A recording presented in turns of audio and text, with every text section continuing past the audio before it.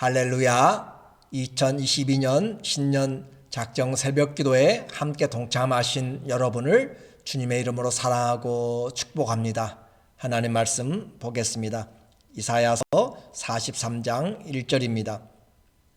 야곱아, 너를 창조하신 여호와께서 지금 말씀하시느니라. 이스라엘아, 너를 지으신 이가 말씀하시느니라. 너는 두려워하지 말라. 내가 너를 구속하였고 내가 너를 지명하여 불렀나니 너는 내 것이라. 시편 127편 1절. 여호와께서 집을 세우지 아니하시면 세우는 자의 수고가 헛되며 여호와께서 성을 지키지 아니하시면 파수꾼의 깨어 있음이 헛되도다. 아멘. 오늘은 첫 번째 시간으로 인생 건축자라고 하는 주제로 말씀을 같이 나누겠습니다. 주님이 세우시는 인생이라는 뜻이죠. 그래서 우리는 올해 예수 그리스도와 동행하는 삶을 위하여서 먼저 주님이 우리 인생을 세워줄 것을 기도하는 시간입니다. 집을 지을 때 가장 중요한 것이 기초입니다. 장식이 아무리 화려하고 값비싼 것들을 가지고 장식을 하고 또 모든 것을 갖추어도 기초가 무너지면 아무것도 남지 않습니다. 사상 누각이 됩니다. 곧 모래 위에 지은 집이 되는 것이죠. 인생을 잘 세우기 원하는 사람은 그 기초가 분명해야 됩니다. 진리인 성경은 우리에게 인생의 기초가 분명한지 다시 한번 확인해 보라고 말씀하시고 그 기초는 예수 그리스도가 되어야 됨을 말씀합니다. 고린도전서 3장 11절. 이 닦아둔 것 외에 능히 다른 터를 닦아둘 자가 없으니 이 터는 기초는 곧 예수 그리스도라. 예수 그리스도의 터 위에 곧 예수 그리스도를 믿는 그 믿음 위에 그 말이죠. 예수 그리스도 위에 집을 세우는 인생이 그 집이 반석처럼 든든하게 됩니다. 땅의 기초가 흔들리면 그 위에 세운 아무리 높은 빌딩도 다 무너진다고 했습니다.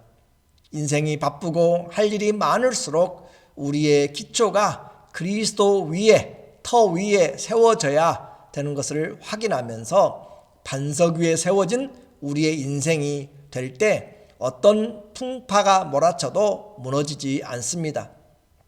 지혜의 왕이고 또 한나라의 왕인 그 솔로몬이 인생 노년에 그의 자녀들과 또 백성들을 교육하기 위해서 지은 시편의 노래가 우리의 인생이 하나님이 세우셔야 된다라고 하는 것입니다. 시편 127편 1절. 여호와께서 집을 세우지 아니하시면 세우는 자의 수고가 헛되며 여호와께서 성을 지키지 아니하시면 파수꾼의 깨어있음이 헛되도다.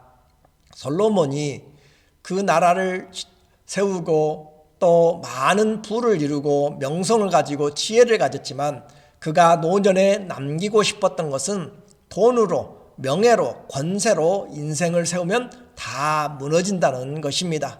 아무것도 남지 않습니다. 세우는 자의 수고가 헛되다라고 하는 것은 아무것도 없다, 잡히는 것이 없다, 허무하다 그 말입니다. 헛된 것. 그러므로 인생을 수고하고 땀 흘리고 했는데 남는 것이 없는, 아무것도 없는 빈 깡통 같은 그런 인생, 그림자 같은 인생이 되어버리면 안 된다라고 경계하고 있습니다. 이것은 이스라엘 민족들이 성전에 올라가면서 부른 노래 가운데 함께 부르도록 되어 있어요. 멀리서 하나님의 절기를 지키러 올라오는 그들, 그리고 그 모든 자들이 하나님이 집을 세워줘야 한다. 집은 인생을 말하고 가정을 말하고 또 내가 다스리고 영향을 미치는 그 영역을 이야기합니다. 하나님이 지키지 아니하면, 하나님이 세워주시지 아니하면 아무것도 남지 않습니다. 오직 하나님이 집을 지켜주셔야, 세워주셔야 많은 열매를 거둘 수가 있습니다. 우리는 성경을 보면서 인생을 배우게 됩니다. 남의 지혜와 믿음과 경험을 통하여서 우리에게 교훈과 경계로 말씀합니다. 그래서 성경을 볼 때 믿음이 성숙합니다. 성경을 주신 목적은 바로 이와 같이 하나님의 자녀들을 양육하고 소망을 풍성하게 하기 위한 것이에요. 로마서 15장 4절 무엇이든지 전에 기록된 바는 우리의 교훈을 위하여 기록된 것이니 우리로 하여금 인내로 또는 성경의 위로로 소망을 가지게 함이니라. 소망이 없는 사람들을 성경을 읽으면 소망이 생깁니다. 소망은 하나님이 주시기 때문에 그렇습니다. 올 한 해 새해 복 많이 받자 아무리 우리가 입술로 떠들어도 하나님이 주시지 아니하면 아무것도 남지 않는 헛된 것입니다. 그러므로 우리가 갖는 소망은 썩어 없어질 소망이 아니고 영원한 썩지 아니하는 산 소망이기 때문에 하나님이 주셔야 됩니다. 그런데 성경 말씀을 통하여서 교훈과 또 우리를 향한 하나님의 양육하심으로 우리에게 소망을 주신 것이죠. 한 해 모두에게 주어졌습니다. 연말에 어떤 열매를 거둘지는 아무도 장담할 수 없습니다. 그러나 잘 준비되면 말씀의 씨를 뿌리면 심은 대로 거두는 유익이 있습니다. 하나님의 약속입니다. 그래서 성도는 떡으로만 사는 것이 아니고 하나님의 입에서 나오는 모든 말씀으로 삽니다. 그 성도의 관계는 바로 하나님 안에서 내가 살아가고 있기 때문에 그렇습니다. 성도는 예수 그리스도와의 관계를 떠나면, 주님과의 관계를 떠나면 아무것도 할 수 없습니다. 요한복음 15장에서도 나는 포도나무요 너희는 가지니 너희가 나를 떠나서는 아무것도 할 수가 없다. 아무것도 열매를 맺는 것이 없다.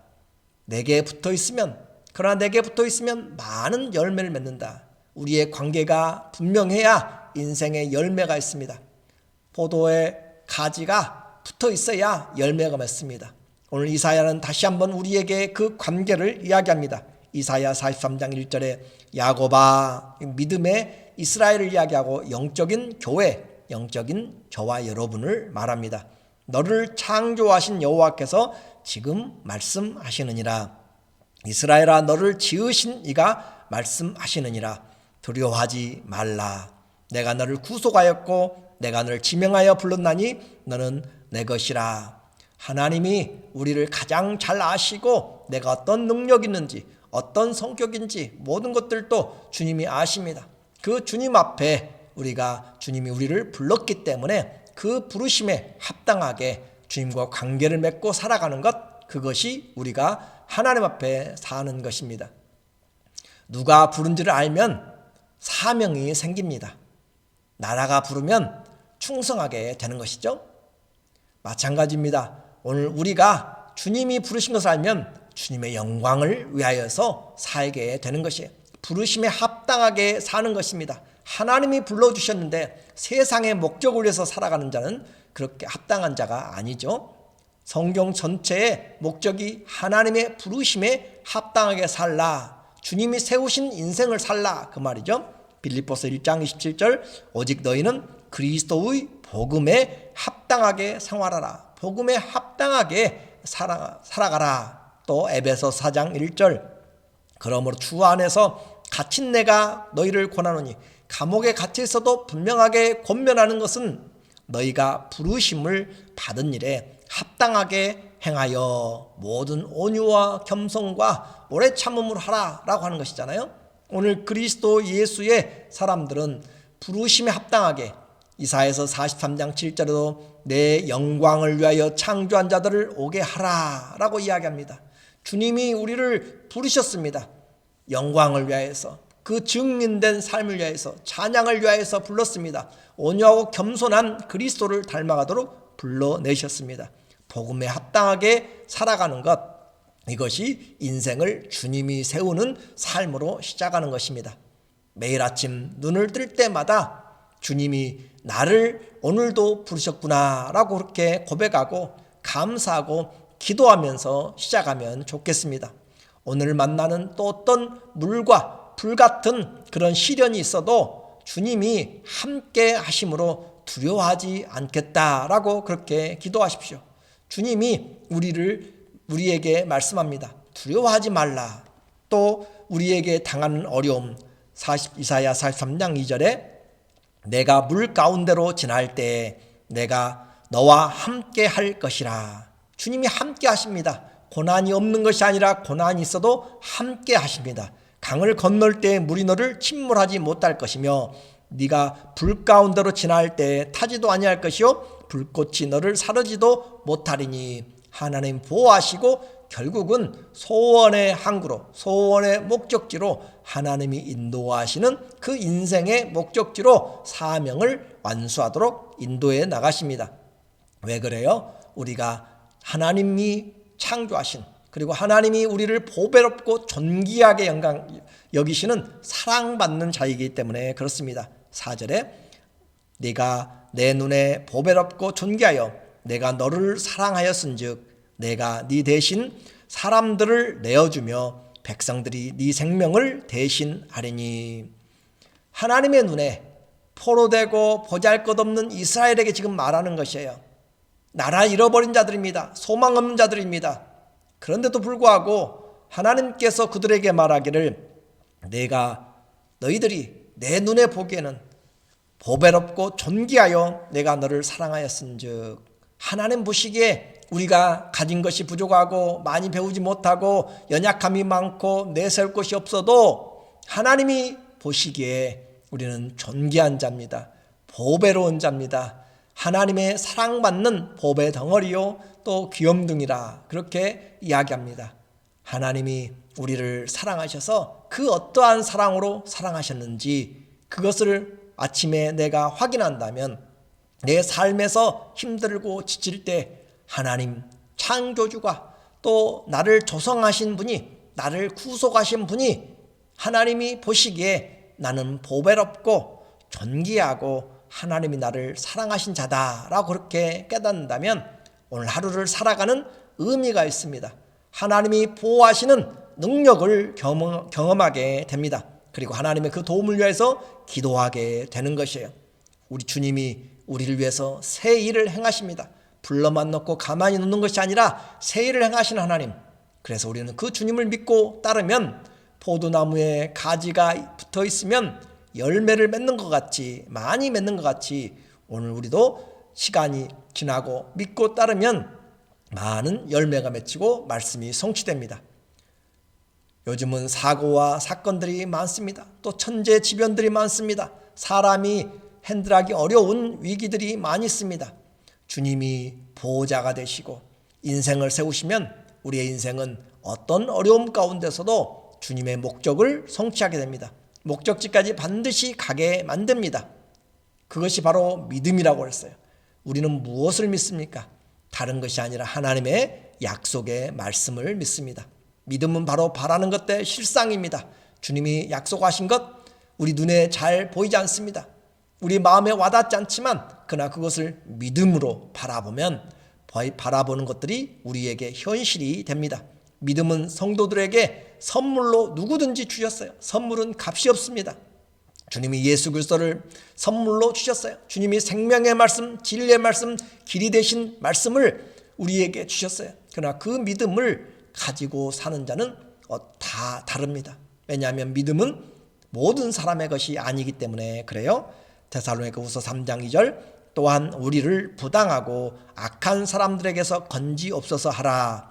믿음은 모든 사람의 것이 아니니라. 주님이 우리에게 주신 믿음은 선물이에요. 값없이 주셨지만 모든 사람들이 다 선물을 받는 것은 아닙니다. 오늘 믿음은 좋은 믿음, 이만큼 큰 믿음, 보배로운 믿음이 있는가 하면 작은 믿음이 있고 행함이 없는 죽은 믿음도 있습니다. 오늘 우리에게 하나님이 믿음이라는 선물을 값없이 주셨는데 나는 이 말씀을 어떻게 보배로운 믿음으로 받고 주님이 세우시는 인생을 살 것인가? 이 믿음 키워나가기 위해서는 말씀을 들어야 됩니다.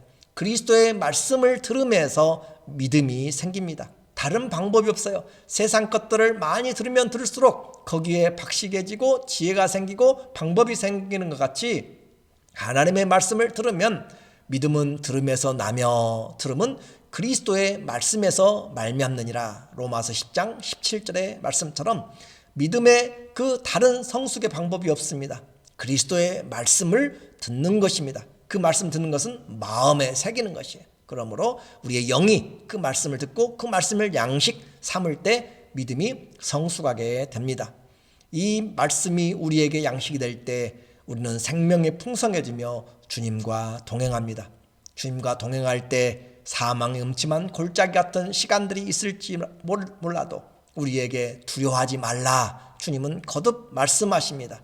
주님과 함께하는 고난은 오히려 우리에게 영광의 면류관을 만들어가는 그런 과정입니다. 그래서 고난에 참여한 자 영광에 참여할 자라라고 그렇게 베드로전서 5장 1절에 말하고 있습니다. 새해 우리의 목적 주님과 동행하는 것입니다. 에녹이 무두셀라를 낳고 하나님과 300년을 동행했습니다. 그에게 무두셀라는 특별한 그런 삶의 전환점이 되었습니다. 오늘 우리에게 2022년 그냥 주어진 것으로 생각하지 말고 남은 때를 하나님의 뜻을 향하여서 주님이 내 인생의 건축자가 되어주시도록 그렇게 주님과 동행하는 그런 한 해를 만들기를 원합니다. 왜냐하면 주님이 우리를 창조하셨고 주님이 우리를 조성하셨고 주님이 우리의 구속자가 되어주셨고 그 주님이 내가 너를 지명하여 불렀나니 너는 내 것이라 말씀하십니다. 주님이 우리 인생을 세워주시기를 원합니다. 창조주요 구세주인 그 주님이 인생을 세우시는 것을 우리가 믿으면 들으면 우리 주님이 세우시는 인생을 사는 복이 있습니다. 오늘 말씀이 내 영혼에 잘 박힌 못처럼 빠지지 아니하고 하나님의 말씀이 내게 양식이 되어서 두려움 대신에 평강이 있고 은혜가 있고 주님이 주신 내 인생, 주님이 주신 우리의 가정, 주님이 섬기게 하신 우리 교회를 세워나가시는 주님이 세우시는 인생의 건축자들 되시기를 예수님의 이름으로 간절히 축원합니다. 아멘. 기도하겠습니다.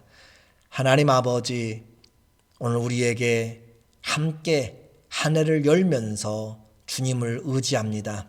내 인생 내가 세우지 않게 하여 주시고 주님이 인생의 건축자가 되셨음을 그 터 위에 내가 서 나가는지 말씀 위에 세워나가는지 믿음 위에 세워나가는지 오늘 다시 한번 확인하면서 우리 모든 사랑하는 주의 자녀들에게 보배롭고 존귀하게 여기시는 그 주님이 우리를 세워서 주의 나라에 합당한 사람들로 주의 영광을 위해 살아가도록 도와주시옵소서. 한 해 동안도 우리 주님이 지켜주실 것을 믿습니다.